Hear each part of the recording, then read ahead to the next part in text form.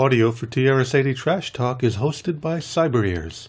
When you need a rock-solid platform to host and distribute your podcast or other audio media, head over to cyberears.com.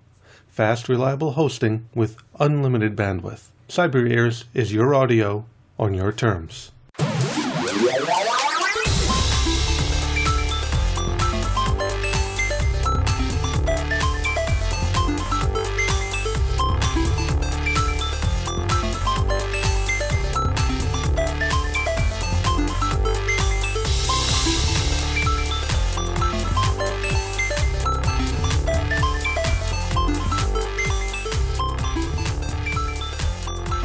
Hello and welcome to the first episode of TRS-80 Trash Talk. My name is Peter Cetinski and I'll be your host on this hopefully long and rich journey through the history and the current day uses of the TRS-80. The TRS-80 name was applied to a lot of different and unrelated computing products offered by Tandy Radio Shack in the late 1970s and throughout most of the 1980s. There were everything from calculators to portable computers like the Model 100 to the 8-bit machines like the Model 1 and the Model 3, all the way up to 16-bit multi-user Xenix workstations like the Model 16B, which all of these had the TRS-80 label applied to them. Well, in this podcast, we'll be covering a certain range of those devices only.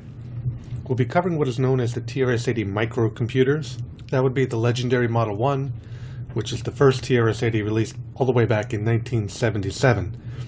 We'll also cover the successors to the Model 1, namely the Model 3 from 1980, the Model 4 from 1983, including all its variants like the Model 4D and the Model 4P.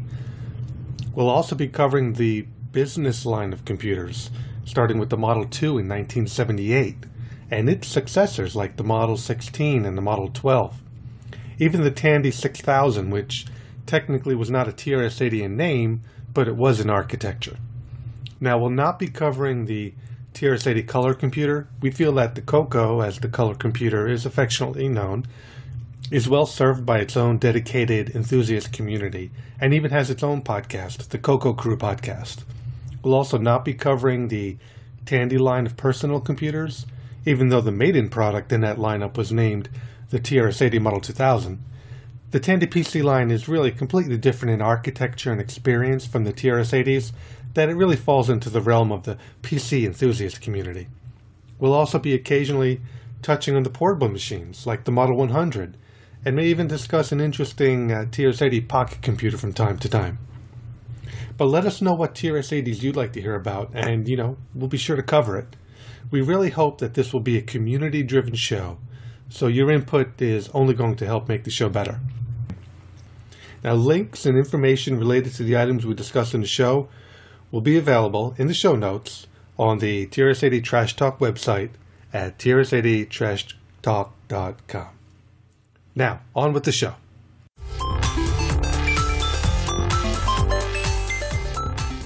For those parents who realize that $500 isn't too much to spend to expand their child's world, Radio Shack has the perfect gift.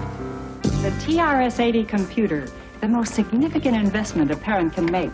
Programs for your child's education or your business, finance, and home use. Let your children discover tomorrow's technology today. The TRS-80, the biggest name in little computers. Only at Radio Shack, a Tandy company.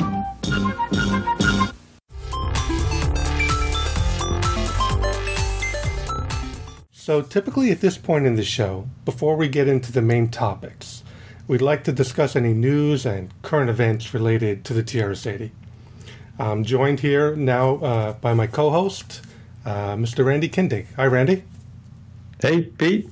How are you? I'm doing good. Welcome to the inaugural TRS-80 Trash Talk podcast. Well, thank you. I'm excited. This is cool. This is something that's been needed for some time. So kudos to you for putting it together. Thanks. Yeah, I agree with your sentiments there. So the first item I wanted to cover is the Vintage Computer Festival East. So the annual VCF East is in Wall, New Jersey, and it's scheduled to occur from April 15th to the 17th. This is going to be the 11th annual incarnation of the festival. The first day is typical, is going to be set aside for a day of vintage computing classes taught by some of the leading figures in the vintage computing community. And then Saturday and Sunday will be for keynotes and the exhibitions. So for the first time, I will be exhibiting this year. Well, actually, my son Alex and I will be exhibiting. So our exhibit, cool. Yeah, it's going to be called TRS-80s on the Net, and we'll be showing you how to connect and run internet-based applications on your TRS-80. And I'm going to be exhibiting 2 of my TRS-80 software projects. The first one is going to be TRS-Box, which is a Dropbox client for the TRS-80. I'll be running that on a Model 1 with the MISE, the Model 1 system expander. And then the second project I'll have on display will be TRSWiki, which is a Wikipedia client for the TRS-80. And that'll be running on a Model 4 high-res machine using LS-DOS 6 with the M3SE, the Model 3 system expander. Both of these applications utilize the TCP/IP networking APIs provided by the MISE and the M3SE. So they're really good examples of internet-enabled applications that are running on the TRS-80. I was just going to say, yeah, those are awesome pieces of software. Who would have thought that you could make a Dropbox client or a Wiki client for the TRS-80 Model 1? That's just incredible. Yeah, I love tying in my real day job with my retro computing passion, so I can kind of bring the two worlds together. That's what really interests me, and I have a lot of fun with that. Mm-hmm. Now, if the listeners, any of you plan on attending VCF East, either as an exhibitor or an attendee, like to interview you for this podcast. So interviewing notable people in the TRS-80 community, as well as enthusiasts like you, will be an important component of this podcast. So please make sure to stop by the booth or, the table and talk to us and share with the other listeners about your history, your experiences, and your overall love of the TRS-80 platform. Randy, do you have something to talk about?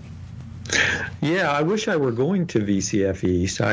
That's one of the shows I've not been able to get to thus far, but it's kind of bad. I don't know why the month of April. There's actually 3 vintage computer shows going on in the month of April, and so you've got to make your choices. Mm-hmm. I'm actually going to be attending VCF Southeast in Roswell, Georgia, on April 2nd and 3rd, and not going to be able to make it to VCF East. I really enjoy the VCF Southeast, and I can't recall. I've been there the last.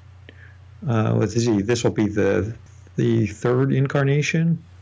I can't remember if this is the 3rd or the 4th one now. Yeah. But anyway, it's a great event. I don't believe there were any TRS-80 Model 1s there last year, so maybe I'll have to take one to the show this year. But it'll be a great event. I was going to ask, are you planning to exhibit? Yeah, I usually like to. It's a big venue. They've got lots of room, lots of exhibits that they typically have. And, you'll see a lot of Commodores and a lot of Ataris and various other machines. But there was a pretty good Coco contingent there last year, but I don't remember there being any TRS-80 Model 1. So maybe I'll take mine this year. Yeah. You've talked me into it, Pete, I think. We'll have to change that. Yeah, I'll have to take mine with my MISE and get that set up and kind of show that off. Yeah. So, feel free to run TRSWiki if you want. Definitely. So yeah, I will be there. I don't suppose you're going to be there? No. I was, pondering doing VCF Midwest this year just to take a trip, but we'll have to see. Yeah. Yeah, and then, of course, like I said, there's actually 3 shows in April. The 3rd weekend of the month, there's a Coco show in Chicago. Since that's only about 3 hours for me, I am going to try to get to that show as well. Yeah, the Coco community, they're pretty rich in enthusiasm there. We have to get to that level with the TRS-80s. Sure, absolutely. So the next item I want to talk about is a new piece of retro hardware from our good friend and TRS-80 guru, Ian Mavric.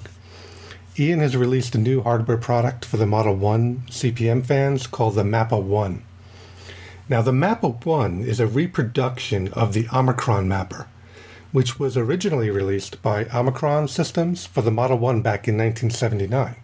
And essentially what the Mapper 1 allows you to do is run CPM on the Model 1. Now, while the Model 1 is a Z80 system, which is, the main requirement for running CPM, due to the fact of the permanent TRS-80 ROMs residing in the lower address spaces that CPM required, means that CPM cannot run on a standard Model 1. So the Mapper 1 remaps the address space to make it available to CPM. And it does this by offering a plug-in board that goes between the Z80 and the TRS-80 motherboard. Now, due to some limitations in the Model 1 hardware, the Mapper 1 will only run a subset of CPM software, but Mav is going to be making available the software on his Mapper 1 website as he goes through and tests and verifies the software. Very nice. I was never a big CPM person. I can't say that I really used any machine that ran CPM, but I know that at one point in time there was a lot of CPM software available, and it'd be nice to be able to run that on your Model 1. Yeah. And CPM at one point was, had the opportunity of ruling the world a la Microsoft, but just didn't happen. What else you got, Randy? As far as what I've got, I wanted to mention I'm sure that a lot of the listeners, at least if you're a Model 1 person or a TRS-80 person in general, are familiar with the TRS-80.com website that's run by Ira Goldklang. And he's actually holding an auction right now. He's selling off several items on eBay. As of this recording, it's down to probably just a day or two left for most of the items, so it may be a little late by the time everyone hears this. But he's got some cool stuff that he's got for sale on the site, and it's in support of the site to help keep it running. And I'm also trying to get an interview with Ira at some point that potentially we could air here on this show. Talk more with Ira and find out what he's doing at TRS-80.com. That's great. I'm a big fan of TRS-80.com, and at least for me, and I think for a lot of new enthusiasts to the TRS-80 community, it's one of the first places you find information on the TRS-80, right? And I got my initial boot discs from Ira. He offers a service. He'll send you some free boot discs, and you can send him a donation or not. It's up to you. And I sent him a few dollars, and he's always been very supportive of me putting news items up on his site. I actually got a free, not a free, but I received a Model 4P off of somebody who was making it available on his site. I just had to pay for shipping, and it worked beautifully. So, yeah, you got one just for shipping. Just for shipping. Wow, that was a pretty good deal. Yeah, I'm very happy with it. So Ira's a huge asset. He's been an asset to the TRS-80 community for a long time, and he still is. So one other product I want to talk about. For the past few months, I've been beta testing an awesome new product from Peter Bartlett at Bartlett Labs called the M3SE. Now, the M3SE stands for Model 3 System Expander. So you may be familiar with Peter's previously highly successful product called the MISE, the Model 1 System Expander. Well, the Model 3 System Expander provides almost the same functionality for the Model 3 and 4 as the MISE provides for the Model 1. The list of features is long and impressive. For instance, the M3SE has CF card-based solid-state hard drive support, right? And it comes pre-configured, and it seamlessly provides hard drive storage right out of the box. And the storage is large enough to easily store, any TRS-80 software collection. From my experience with it, I can't emphasize enough the simplicity of the configuration and setup. It was almost Apple-esque. I felt like I was opening up an Apple product and installing it. Pete does an excellent job. So no more messing with floppies or having to understand LDOS driver configurations if you don't want you can get up and running with a hard drive-based TRS-80 system in no time. The M3SE also has an Ethernet port, and so this allows you to very easily copy files to and from your TRS-80 using a standard FTP client from your PC or your Mac. And as a result of this, the M3SE exposes a fully functional TCP/IP stack to the TRS-80. Now, for the programmers out there like me, this allows you to develop, fully internet-based networking applications. Some of the other features that the M3SE provides is a joystick port that allows you to use standard Atari joysticks for your games. And it also has a VGA output port for connecting an external monitor for certain features, such as the 80-column Telnet client. Now, it's currently available with LDOS 5.3.1, which runs on the Model 3, and it also runs in the Model 4 in Model 3 mode. LDOS 6 support for the Model 4 is currently in beta testing, and I'm helping Pete out with that, and a few others are, and it's going to be available soon.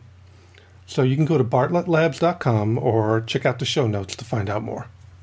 Terrific. Yeah, I've always loved the MISE. I've had one for a while now, and I keep my TRS-80 Model 1 out and hooked up to that all the time. And it sounds like he's put all of the same features on the what does he call it? Does he call it the MISE? I think M3SE. M3SE, is that what it is? Okay. Yeah. I didn't know if that was the official name. I thought I'd heard him call it the MISE before or something like that. That might have been a trial run, but I don't think it worked. Don't think that's going to catch on? No. Anyway, it's a great product. It's amazing the additional features that it gives your machine. Who would have thought that a Model 1 or a Model 3 or a Model 4 could do some of the things that these boards allow you to do.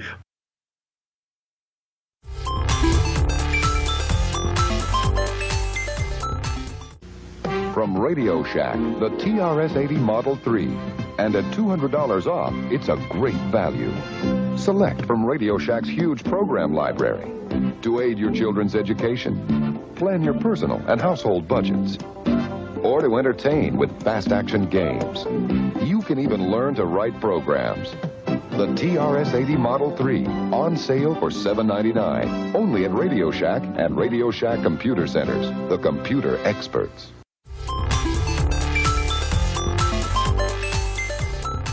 So for our first main segment on Trash Talk, we thought it would be a good idea to review the history of the computers that we will be discussing on the show.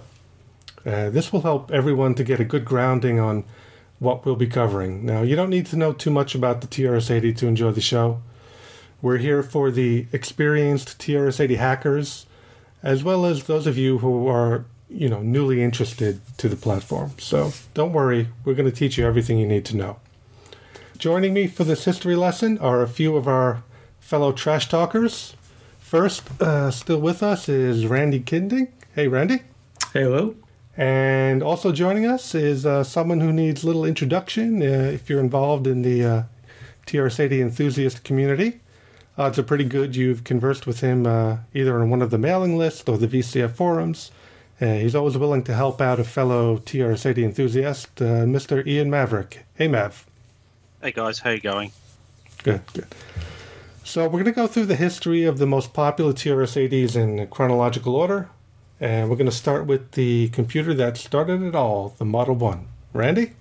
Yeah, this is actually somewhat timely. I just last weekend, as of this recording, got a chance to talk with Don French for about an hour and a half. And he, of course, he was heavily involved with the development of the Model 1. So I will be drawing heavily upon my conversation with Don as I go through this. But it's all pretty fresh in my mind, so that makes it good. Don French, that's a major score.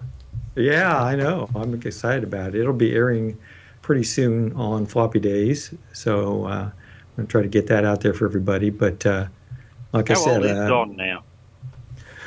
I don't know that we talked about age. I don't honestly know how old he is. It always amazes me when we find these engineers who designed these things back in the mid-'70s, and they wouldn't have been sort of young people at the time. So I kind of think that it's good to contact these people who, and get the get the story directly from the people who designed these things, it's important to do it, while they're still with us, for want of a better word, because none of us are getting any younger, and it surprises me that that both the guys who designed the Model 1, Don and Steve, are both kicking around, which is, it's good for them. Yeah, it is, and I was amazed. Don really still has a great memory about what went on. We're talking about 35, 40 years ago, and he still has a great memory about what went on at that time. And I'm hoping he can get me in contact. He's going to try to help me get in contact with Steve Leininger, so hopefully I can get a chance to talk with him. I would really love to be able to talk to Steve, as he was one of the, really was the main designer of the machine. So it would be fabulous to talk with him. Sure. So again, I'm going to try to run through a brief history of the Model 1, and drawing heavily upon what Don had to share. So really it was, according to him, and I have no reason to disbelieve him, he was really the one he was working for Tandy at the time, and he had some experience with some computers. He originally started with the company actually running a computer store for them, or running a store for them, one of the Radio Shack stores. And he had an idea that, that the company should sell computers and get into that business. And so he was trying to talk various people into making that happen, including his boss, who was steadfastly against the idea, but nevertheless, he was able to convince some other people that it might be a good idea. So in the spring of '76, some representatives from Tandy visited National Semiconductor to look at a new microprocessor as possible for this kit computer that they were thinking about doing. And that's how they met Steve Leininger. And Steve talked with them a little bit about what it would take to build a computer, and they were pretty impressed with him and asked him if he would consider consulting on a computer kit project for Tandy.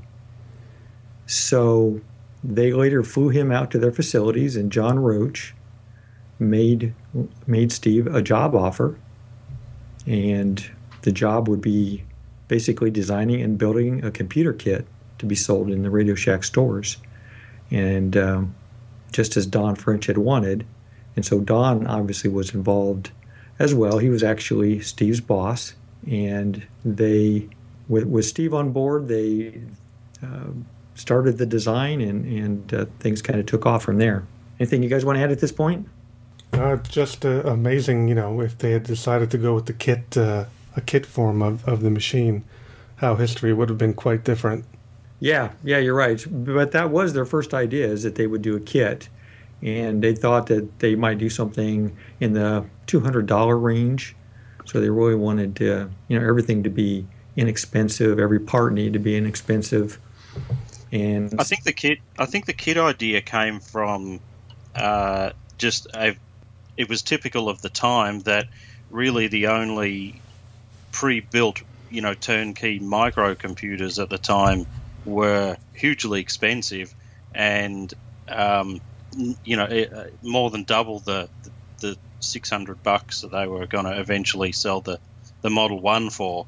And so in terms of trying to keep the costs down, they sort of saw that the people who were the movers and shakers in small computers were building kits, so it would have been on the table for a while. But as I read, they pretty quickly decided to sell a fully built computer rather than a kit, lest they end up with a bunch of people who couldn't build their kits and inadvertently making a bad name for Radio Shack due to their inability to complete a kit or something. So you got to also remember that Radio Shack's old kits of various small things, but they were small and extremely inexpensive. So if you're building like a a transistor radio that you've spent $20 on, you don't really mind if you build it and it doesn't work properly. But if you're spending a couple of $100 on a computer, you really want it to work, and it'd be very frustrating if it doesn't.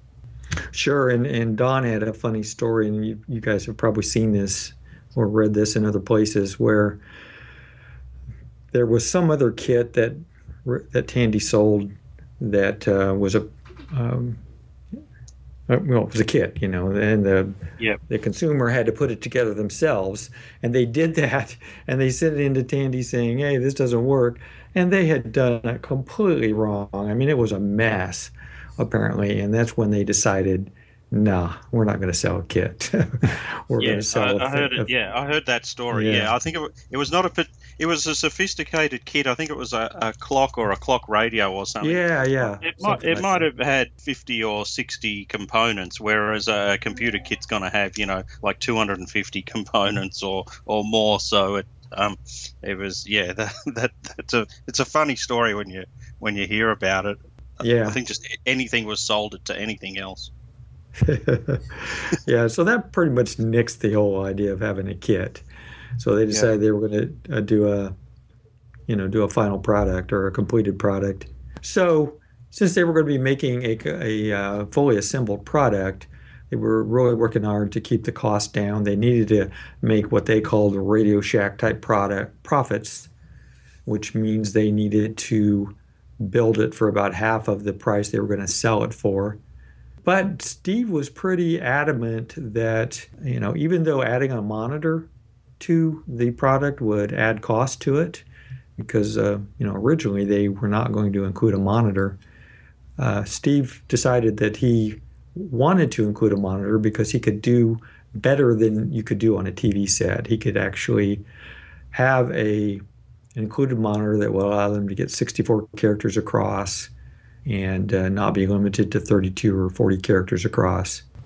Well, that's funny because everything I've read says that they actually just repurposed a television for the Model 1 monitor. Isn't that true? Well, that's your cheapest and easiest way to solve the monitor problem is not go to a dedicated computer monitor and just get a television and do it. I see what you mean by the bandwidth limitations and so on. Actually, interestingly enough, here in Australia and I think in the United Kingdom as well, right at the end of Model 1 production around 1981 or 2, they sold just the keyboard unit and a power supply with a TV modulator, and I bought one of those systems and connected it up to a television, and you could read the 64 columns fairly legibly. So I don't know. I think more along the lines of having a monitor set the computer apart from other up-and-coming computers of the time which had no monitor, and Radio Shack might have just decided, or Don and Steve, put the case that people just get a box, get everything out and start working, not worry about connecting it to a television, tuning it, and vagaries of television sets of the time. And they had also decided to go with the Z80 processor instead of going with the 8080, which was popular at the time. And actually, even though the Z80 was a little more expensive, although they got a pretty good deal on it, because of the additional power that it had, Don was telling me they actually could save money on making the entire computer, by using a Z80 over an 8080. So interesting. Yeah. Anyway, so they made one. They got one put together, and they demoed it to Lou Kornfeld, president of Radio Shack, and Charles Tandy. And they got the go-ahead to initially only build 1,000 units, which they shortly changed to 3,500 because although they were convinced the computer was not going to sell, they knew that when it didn't sell, they could use them in their stores, of which they had approximately 3,500. Mm-hmm. And I know that story is, I think we've heard that story a lot, but Don pretty much confirmed that actually was exactly what happened and why that decision was made to go with 3,500 units. They decided to supply their own BASIC, and rather than spending money on BASIC in order to go cheap again, They took the Palo Alto Tiny Basic, which was public domain, and made fixes and modifications to that. And that became the TRS-80 Level 1 Basic. And according to John Roach and Don French confirmed this as well, that they end up spending somewhere in the $100,000 to $150,000 range is all they spent in development of the TRS-80. So it was announced to the world on Wednesday, August 3rd, 1977 at the Warwick Hotel in New York City. And the press didn't get it. Didn't get it. That's right. That's exactly right. They just didn't get it. They didn't understand what they were looking at or how popular it would be. And I don't think Tandy understood how popular it would be as well, because by the time Don French got back to his office, they had more than 15,000 calls from people who wanted to buy a TRS-80. They were not expecting this. They were not prepared for this. And they certainly didn't have production ramped up to produce those kinds of numbers. It was. I think just that their timing was perfect. Was what it was. Is because 15,000 calls, I mean, is an enormous number. But if you think about the popularity of kit computers like the Altair and other machines like the IMSI 8080, which all require assembly and soldering and assembling ability to a certain extent, unless you had the money to sort of buy them. People who had put off buying an Altair or an IMSI or similar machine sort of said, geez, if a proper computer came along and it was under $1,000, I'm going to grab it as soon as it comes along. And so I agree that Tandy probably underestimated the interest in the thing. But if you look at the microcomputer design circles of the time, and the type of enthusiasts who read, popular electronics and radio electronics and things like that, I think they're just waiting for such a thing to come along. It does not surprise me one bit that it took off so rapidly. Yeah, and I think the fact that it came from Radio Shack was probably the trigger that helped that happen, because before then, these kit computers had come from companies like Altair and IMSI, and they weren't really household names. But once Radio Shack released a computer, I think a lot of people took notice, even people who maybe hadn't even thought about buying a computer before. Yeah. Yeah, I mean, that's definitely one of the advantages they had. They had their Radio Shack store, and they had 3,500 of them in the United States, and you could go in, you could sit down, and you could play with one. I mean, that's how I found out about it, and that's how I came to deciding, that I wanted one. And I think a lot of people had the same experience, at least when they got to the stores. Initially they didn't get to the stores. They were just trying to make them fast enough to meet the demand they were getting via phone calls and that sort of thing. And so they initially didn't even have any in the stores at all. But they finally saw that it was going to be a hit, and they started actually marketing it and adding people and adding manufacturing facilities, and started getting them out to the Radio Shack stores.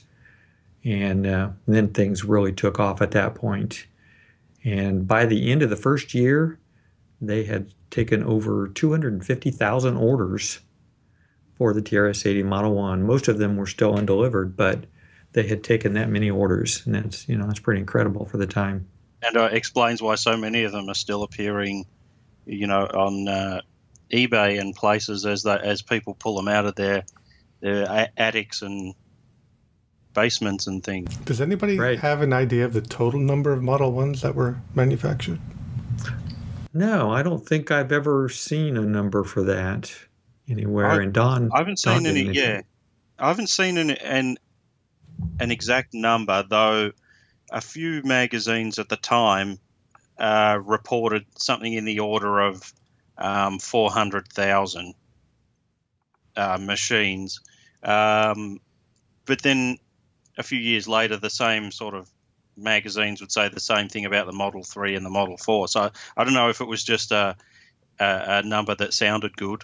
Because the serial numbering, of course, of these machines, of which interests me a lot, it's hard to follow at times. I've never seen, like a Model 1 in the 300,000 range, but I don't know. If you go on, because Tandy at that time didn't release sales figures. They were very sort of quiet about it. They'd only give sort of rumours, and you could only really go on what the subscriber numbers for the magazines of the time to give an indication of how many machines were out there. Okay, well, I'm going to kind of finish up the history here then. In 78, about a year after the machine was introduced, they came out with a Level 2 Basic, and which was actually purchased from Microsoft, from Bill Gates. They actually decided that they would pay him money and actually get, a finished product. Now, they made a really good deal with this, though. They ended up only paying him $50,000 in no royalties, which is pretty unusual for Microsoft. But they had the Level 2 Basic finally available, which helped a lot. And then later in 78, they came out with the expansion interface, also designed by Steve Leininger. The expansion interface would allow, obviously, memory upgrade to 48K plus parallel and serial disk drives, that sort of thing. I never had one of these back in the day, but I always wanted one. We could do a whole show on that expansion interface. Yeah, I'm sure. I'm sure we will probably at some point, right? So, eventually they dropped the price of the machines in 79. In fact, that's when I got mine, was in 1979. The Level 1 4K machine was $499 in 1979. That's the machine I got. But despite its huge popularity, it really didn't have a long run. They had to retire it in 81 because it didn't meet FCC requirements, and they were afraid FCC was going to come down on them. So they started thinking about putting together an all-in-one Model 3, which segues right into you, Pete. Yes, it does. Yep, so in July of 1980, I believe it was, Radio Shack introduced the Model 3. As Randy alluded to, it was meant to rectify a number of known issues with the Model 1. And the most significant change was the obvious all-in-one packaging. So whereas the Model 1 had the separate monitor and the separate power supply and separate disk drives and everything, support came through the separate expansion interface, the Model 3 encapsulated all the components in a single integrated chassis. And again, as Randy mentioned, there were a lot of RF issues with the Model 1 because it was completely unshielded in any way. So at that time, the FCC was really starting to crack down and threatening the manufacturers that they need to comply much more stringently with the RF limitations. As a result of that, at least the US Model 3 wrapped many of the internal electronics in metal shielding to prevent such interference. Now, the architecture of the Model 3 was very similar to the Model 1, with the primary goal being that it would continue to run Model 1 software, because at this point, the TRS-80 was so successful that the software library was quite extensive. As in the Model 1, it was Z80 based with a maximum of 48K RAM supported. Now, unfortunately, there were a number of ROM differences between the Model 3 and the Model 1, and some changes that caused issues with a number of existing Model 1 software titles. But once the differences were known and developers had more experience with the machine, it was a lot easier to make software compatible on both platforms. The basic video capabilities of the Model 3 are pretty much unchanged from the Model 1. It's a 64 by 16 character screen, an optional 32 character wide mode. Now, there was an official high-resolution graphics option that was released for the Model 3 that supported 640 by 240 monochrome graphics. As with the Model 1, there were also a number of third-party high-resolution options available. However, there were limitations on the I/O expansion of the Model 3. Due to that, and also the integrated nature of the platform, it did make it much more difficult to develop third-party video add-ons. Like I said, the Model 3 did come with an expansion port. However, that expansion port, unlike the Model 1, it didn't expose the full address bus. So that meant that a lot of accessories for the Model 1 that relied on those address signals wouldn't work on the Model 3. So there are a number of early TRS-80 accessories that will only run on the Model 1.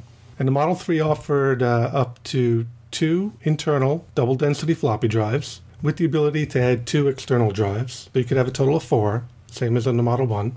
And RS-232 serial communication was an option via an additional board that could be added to the machine. The Model 3 ran TRS-2 for the Model 3, and LDOS was introduced as a hard drive operating system option. And as with the Model 1, there were a number of alternative DOSes available, such as LDOS and new DOS 80 and DOS Plus. Although the most popular DOS of the day, CP/M, was still not supported on the Model 3 without some modifications, third-party modifications that eventually came out. There was a 5 megabyte hard drive that became available during the Model 3 run. It plugged directly into the expansion port, and it utilized LDOS 5. I guess Tandy really didn't feel capable of developing a hard drive-based operating system, so they licensed LDOS from Mesosys. It was probably their best option.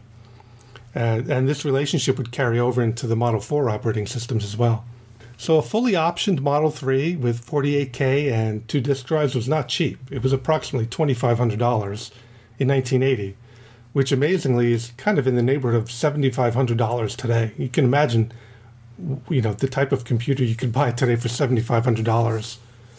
Can you spend that much on a computer? You'd be hard pressed. I'm sure you can. There were lower cost configurations available, of course. There was a single drive option, and there was also a cassette-only based system. Even memory was available in different configurations, which affected the price.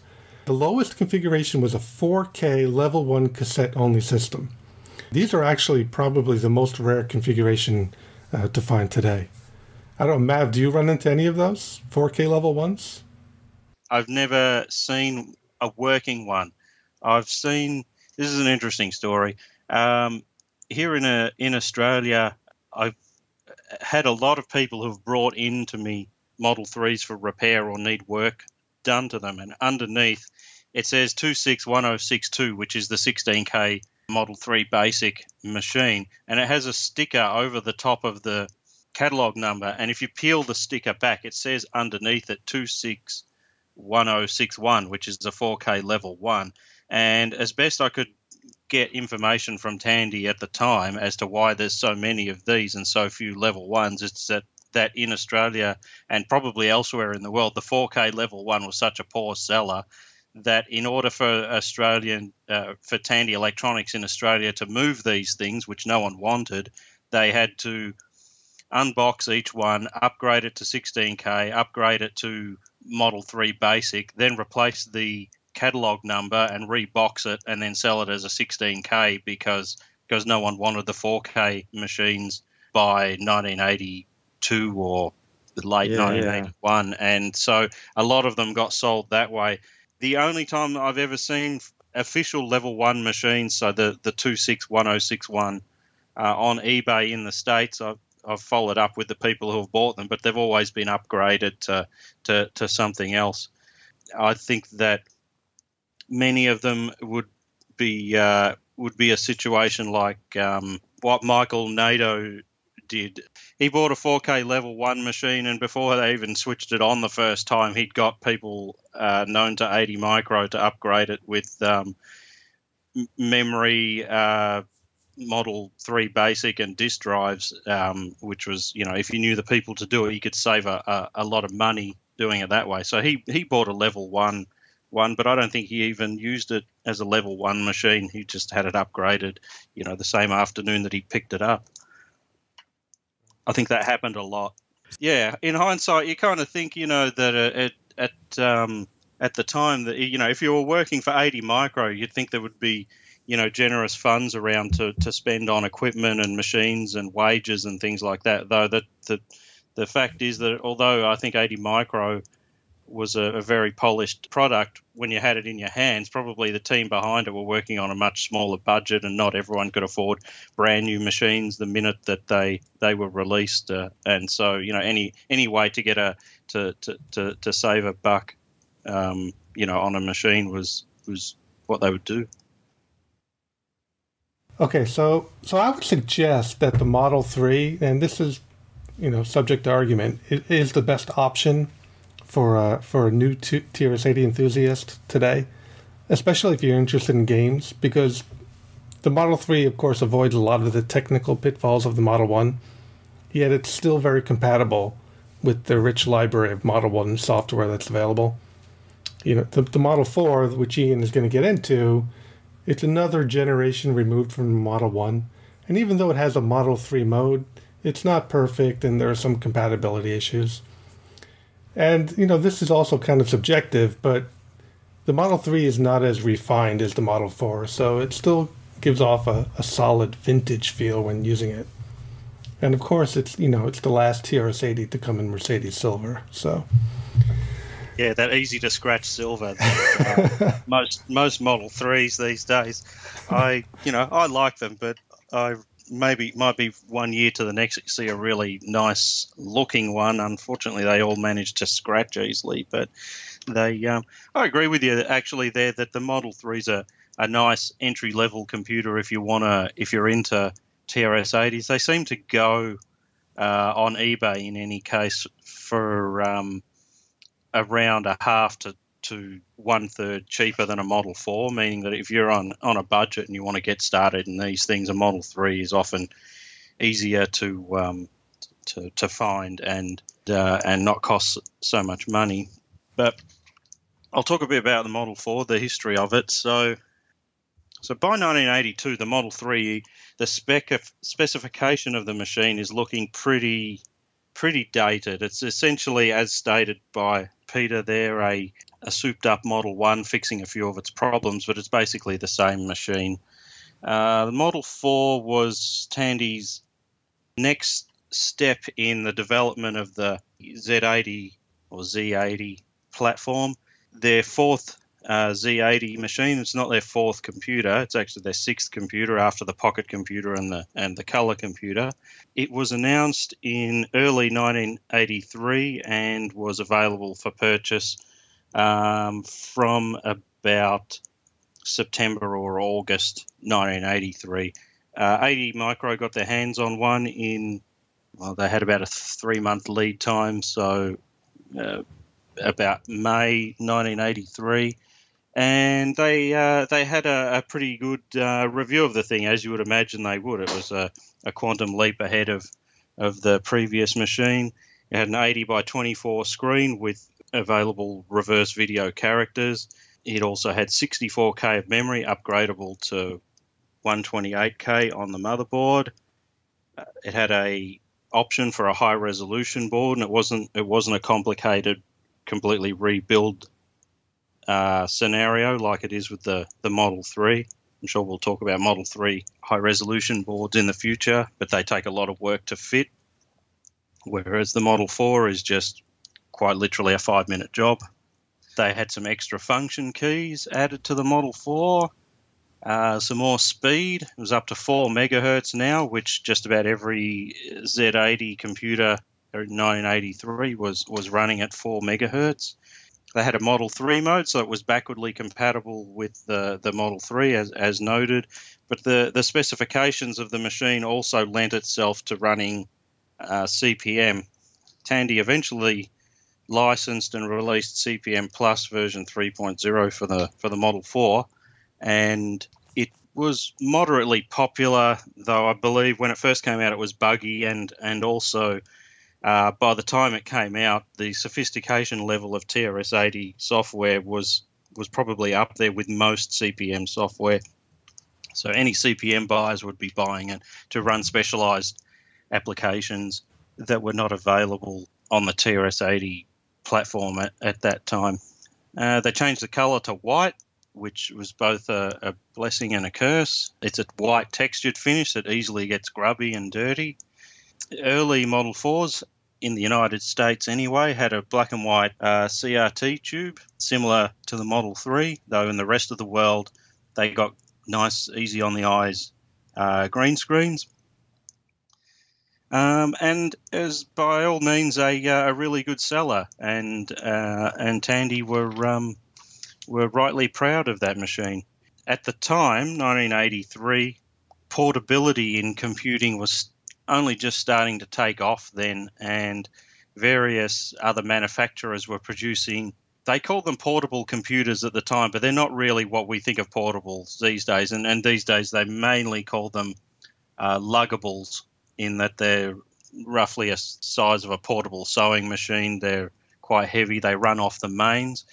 Tandy saw that the Z80 platform of the Model 4 would readily lend itself to a machine like this, and we have a very nice luggable called a Model 4P, which is has a few detail differences in its ROM and no cassette port, but it's essentially everything the Model 4 is.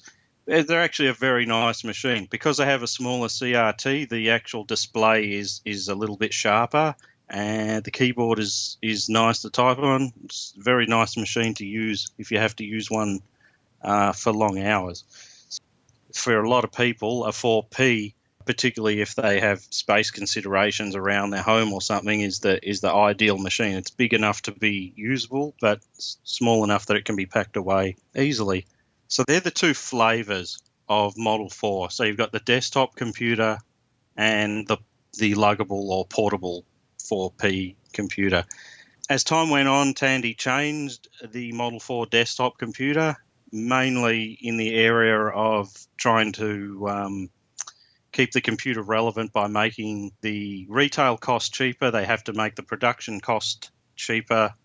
So we got the gate array Model 4, which has the motherboard, all the parts of all the interfaces on the previous Model 4 were on separate cards. So the serial board and the floppy disk controller were on separate boards plugged into the motherboard.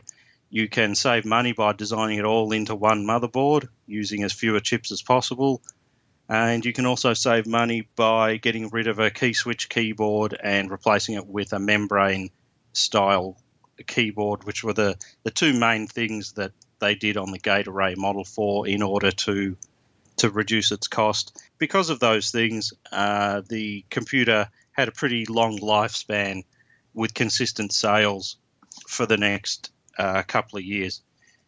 And then right at the end of the desktop production, probably when Tandy had an opportunity to end their affiliation, if you like, with Z80 systems, which were rapidly being overtaken by DOS systems like the Tandy 1000. They could have easily dropped the Model 4, but they decided to facelift the computer one last time, increase its specification with double-sided disk drives.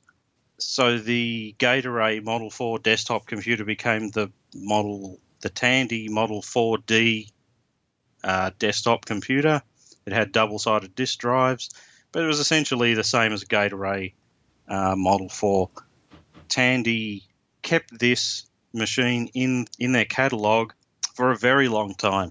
I think I've got Tandy catalogues showing it in there even as late as 1990 or 91 or something.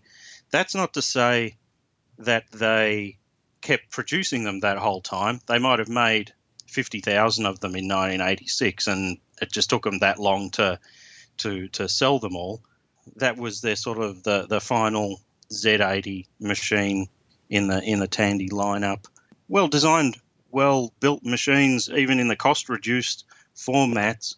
I have several of them here that I've used regularly since I bought them, and they just keep on ticking over and rarely give problems, other than the odd capacitor blowing here or there, which is just a part of vintage computing these days. Yeah, the wisest decision they made in retrospect, I say now, is the paint or the texture of the plastic doesn't yellow.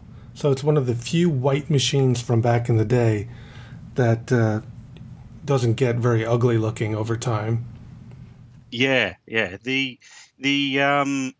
if you've had a look at enough of these machines like I do, you notice a few things. So the case on the Model 4 is white plastic, and then it's painted in a textured paint, and the paint itself doesn't yellow, though the plastic itself does. Now, a Model 4, I'm pretty sure all of them, are not painted underneath, but because they're not exposed to UV light underneath the computer, while they do change color underneath, it doesn't go yellow like a 4P. Now, a 4P is made of the same plastic, but it's not painted, and I've seen 4Ps as yellow as cheddar cheese. They get that yellow, and even my own 4P, which I have used a lot, but when I'm not using it, it spends a lot of time in a dark cupboard. It's still yellower than my Model 4 that I bought at the same time, which is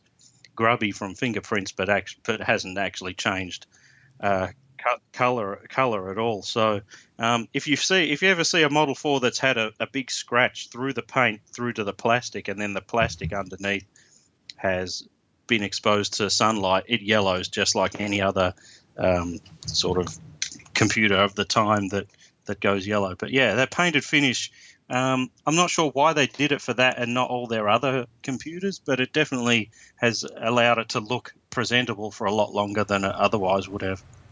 Yeah. And speaking of the 4P, I always love those pictures in the Tandy catalogs of the guy in the 3-piece suit carrying the Model 4P, walking down the street. Like, I wonder if that actually ever happened. He's almost got kind of like leaning to carry this thing, walking down the street. I always find that funny. Yeah, how many photos did they have to take of the guy to get one where he was not leaning over and not wincing at the weight of the thing, right. I think there's even got an executive lady carrying one in one of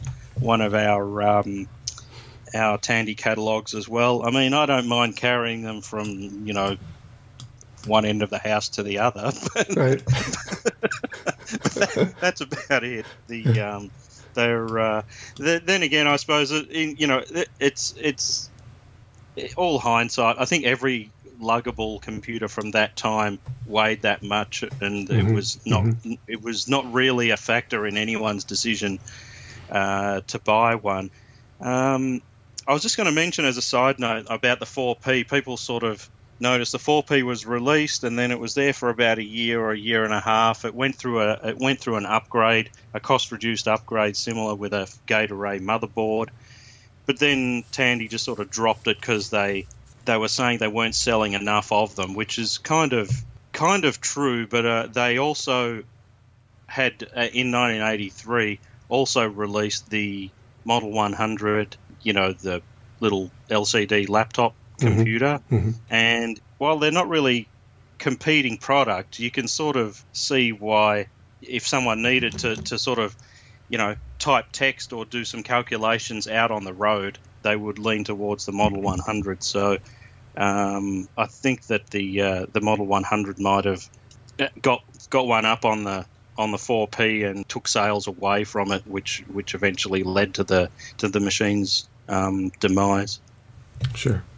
So I think that wraps up our little history lesson for today.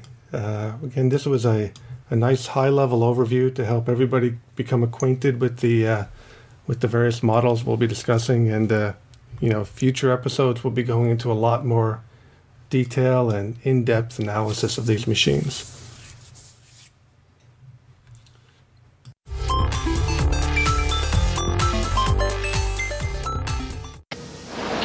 Okay, but why Tandy computers? In a word, quality. We do it all, from custom-designed semiconductors to the finished product. Tandy business computers are manufactured in our own USA plants. We test and retest and test again to ensure one of the highest standards of quality in the industry. And Radio Shack provides total service and support. I'm convinced. Tandy Computers at Radio Shack Computer Centers. In business, for business.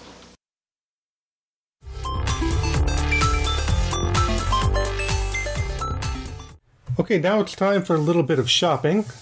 Randy and Ian are still here, and we're going to be perusing the eBay Marketplace for interesting TRS-80 related items.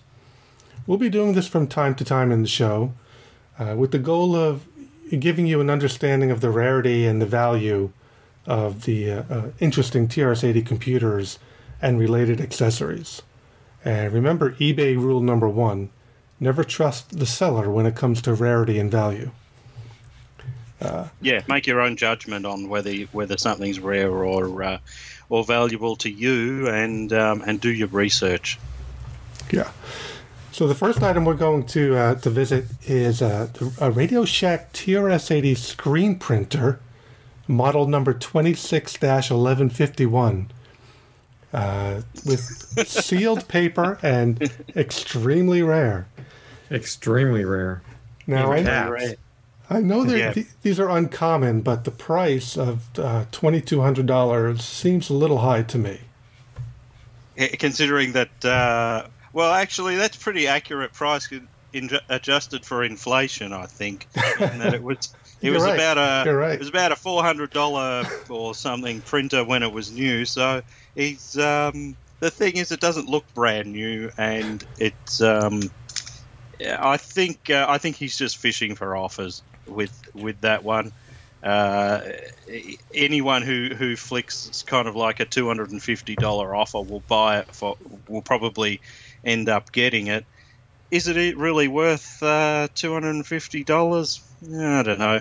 Have either of you ever seen one of these? I have never seen one. Can we talk about what this actually does? Because I'm not familiar with this at all. So what's very confusing about the screen printer is it looks like a projector, but it's not. It does, yeah. It does indeed. And I always wonder if they did that on purpose, because it has the name screen printer, and you almost get the feeling that it's going to take a picture of your screen, right? But no. So behind what looks like, this a lens cover here is actually a fairly intricate arrangement of screws and adjustments for the print heads of the printer. And it's a rotary drum printer that spins at high speed, and it basically records what's showing on your screen onto some sort of thermal paper. And it does this it plugs into your TRS-80 Model 1 expansion bus, so it reads directly from the screen memory. So when you press the button print, it reads from the screen memory, prints it out on thermal paper that spits out of the top of the unit. Oh, okay.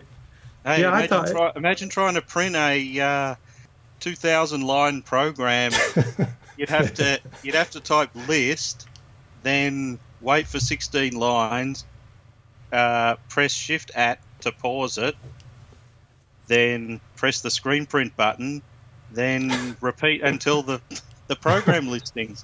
It's completely useless these days. I mean, it's got a rotary drum printer on it. I suppose it's neat how it holds the extra papers inside its own case. Yeah, and this one does come with 3 brand new shrink-wrapped rolls of paper, so maybe that's why it's so expensive. Yeah. You going to say something then, Randy? I know I cut you off then, but... No, I'm just going to say it really is cool. It does really look like, when you look at it, like it's something that you stick in front of your monitor and it takes a picture of your screen or something.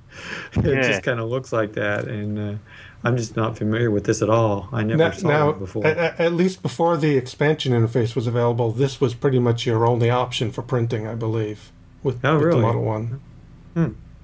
I'll be honest. The chronological order of this is that Tandy released this printer as is probably their earliest printer.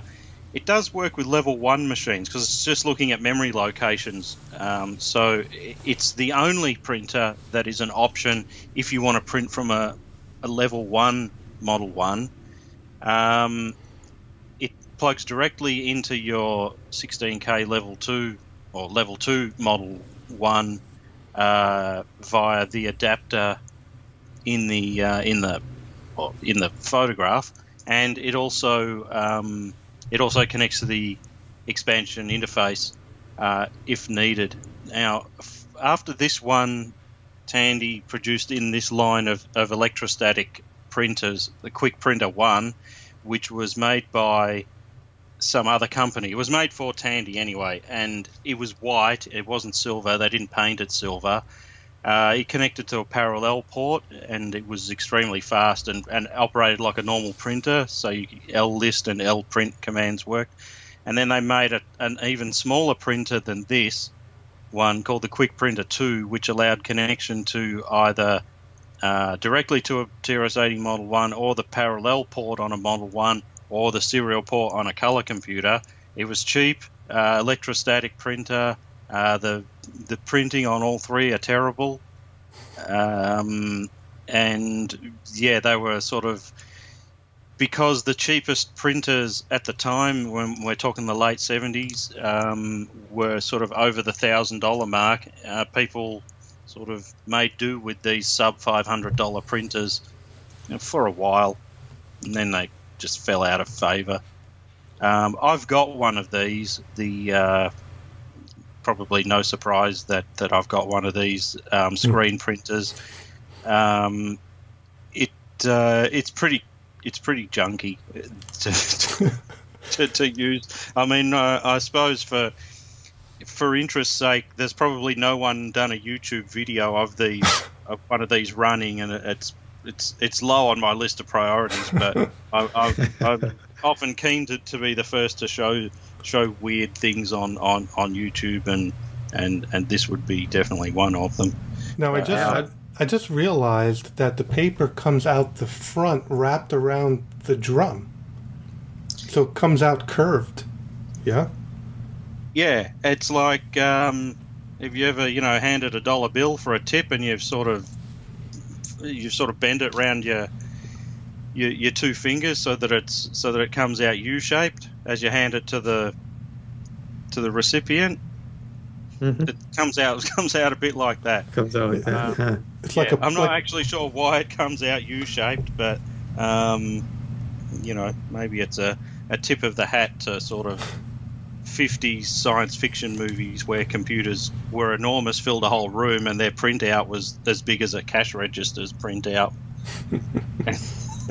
Yeah, it's kind of like a Play-Doh machine, the way the paper comes out. Yeah. So yeah, the screen printer. I don't think it's worth $2,200. I don't think it's worth $250. It's definitely collectible if you are building a complete collection of Tandy gear. Oh, and just one other thing on this. There's actually two versions of this printer. There's one that doesn't hold the rolls of paper inside it. So they went through at least one revision that other people bought. So, it's something to learn every day. Yeah. All right, we're going to move on to our next item. So this item it's a standard Model 1 system. It's got the Model 1 CPU keyboard. It's got the monitor. It also has an LNW system expansion board. But the interesting thing about this, I saw that one. Yeah, is that it's encased in a wooden case. Wood box. Yeah, that's weird. That's standard. I've seen that. Really? Yeah, I've seen. Well, no, it's not standard in that's how they came out. It's standard as in I've seen a few of them, and people who didn't have a lot of money but perhaps had the ability to knock themselves up a little wooden box regularly did that. Yeah, I've seen a few of them in wooden boxes over the years. Is that because you could buy it without a case, you mean? And then they made their own case for it? Yeah, well, you got to understand the LNW expansion is a kit, and so for the most frugal of enthusiasts, you essentially got a kit A, which is a circuit board and some instructions and a good luck with your project sort of thing. The LNW kit, was a blank circuit board built up, and the LNW company sold you as as much or as little as you wanted. So just say you wanted to add memory and serial, but not floppy disk, then they would send you a circuit board with a bag of components and some instructions on how to add the memory and the serial function, but they would leave out the floppy drive part because if you didn't need floppy drives, you didn't want to add the parts. So it was a very inexpensive way of upgrading your machine, particularly if you were handy with a soldering iron.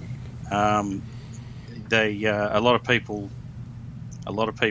took them up on it, and it was just a board, and then once you were finished, you were stuck with this board sitting on your table, and it's not a little innocuous circuit board like a Fred. It's an enormous circuit board. So people are looking for ways to house them. So I've seen metal cases and like this, the wooden boxes, and so there was no standard enclosure for these. It's just whatever the end user felt they wanted to design and put it in. So yeah, you see these from time to time.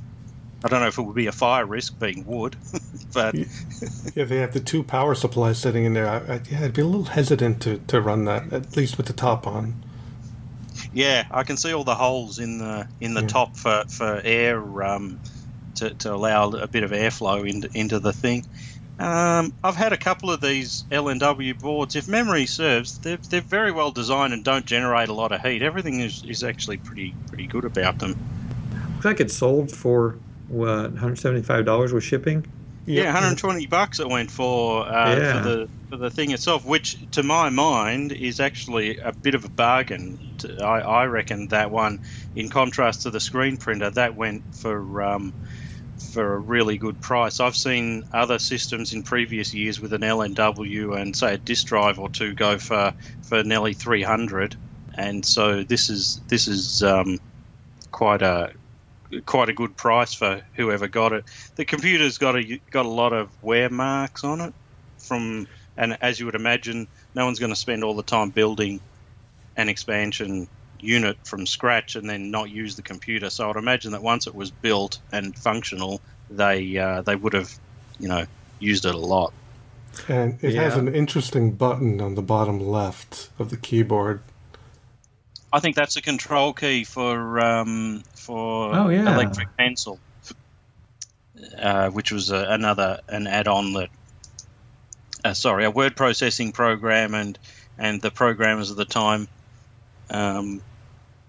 thought that one way to add extra functionality without weird key combinations to induce a control function was just add another key to the keyboard. So yeah. Now, correct me if I'm wrong, but LNW did release a second edition of their expansion interface, which came in a metal case, correct? Yeah, they produced a computer called the LNW-80, and they produced some computers, and as well as their expansion units. Yeah, I think if you had the coin, you could buy a fully built expansion unit for the Model 1 in its own case, ready to plug in, but they're very rare to find. I don't see them very often, mainly because I think the price would have been comparable with a Radio Shack one, and just the convenience of walking down to the local Radio Shack or Radio Shack computer center and picking one up, as opposed to buying one for a similar price mail order, waiting for it to be delivered, and everything, and just put a few people off. Right. So moving on, we're going to talk about a few pieces of software. Randy, you want to take that? Yeah, I thought we had plenty of hardware in the eBay auction, so I thought I'd grab a couple of pieces of software here. I was always a big fan of the machine language monitors, and especially T-Bug. Debug is another one that was available. Now, I don't really understand what the difference is between Debug and T-Bug. I don't know if Debug was a later iteration of basically the same software. Either one of these pretty much just, they allow you to move through memory locations, poking in machine language, or just viewing, what's in machine language or what's in those memory locations. Do you guys know what the difference is between debug and T-bug? No, essentially they let you view the status of the registers and interrogate memory locations. Now, I've been doing a lot of Z80 programming over the past year, and I never use a debugger. So, I just don't find them useful myself. I guess, other developers have used them in the past, but I've just never become acquainted with them because they seem to take more effort than they're worth to me. They do, but back in the day, it was really the only thing that I could afford to allow me to do machine language programming. So I wrote a game for the TRS-80 using T-Bug, just hand assembling my program and poking it in with T-Bug. So that's kind of why. But again, this one's called debug, and I don't know what the difference is between that and T-Bug, but I think they're basically the same thing. I don't know the difference between them either, but I think this type of program is a sort of a relic of its time. Back in the early 80s, I did a assembly language, or they called it a machine code course at the time, where you'd hand assemble things and type it into what they called a training kit at the time.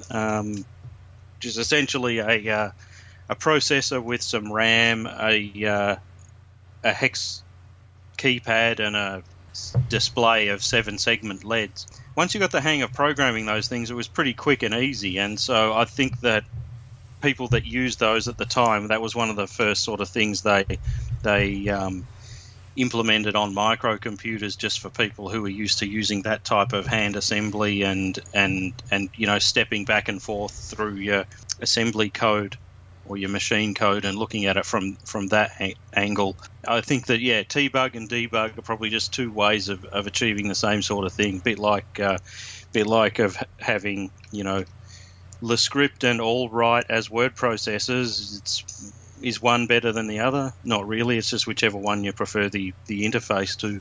Okay. I guess I'm spoiled. I use those fancy assemblers and those fancy assemblers. you didn't have it the rough way. I'll tell you. Hand assembling your own code and poking it in is certainly an interesting way to go. not as bad as switches on an old MSI or a. Right? Not quite that bad, but just about. Well, that's how those old trainer kits used. That's how those trainer kits were. They were the switch panels on the front of an MZ or a PDP or something is very similar to just a microcomputer trainer in that you increment the byte, put in your codes that you want in there, your binary code sequence, and then move on to the next byte, and then execute it from whatever starting point. So I'm sort of one of those things I'm sort of glad we've moved away from. I hope Ira gets his $10 that he wants for this thing. So well, I thought very seriously about bidding on this. In fact, is the auction over at this point? It was getting it's over at this point. Yeah. Did it sell? Yeah. It did not. No. Oh, it did not. Nope. Okay. Well, maybe I'll have another shot at it then. Same with Pilot Plus. Yeah. Oh, he didn't sell that either. No. Darn. I just want to talk a little bit about this Pilot Plus listing because what impresses me most is the actual binder. I think it's a beautiful binder for TRS-80 software. Probably the most attractive one I've ever seen. It has the color illustrations on the front. So I think just as a collector's piece, I think it's a pretty nice. I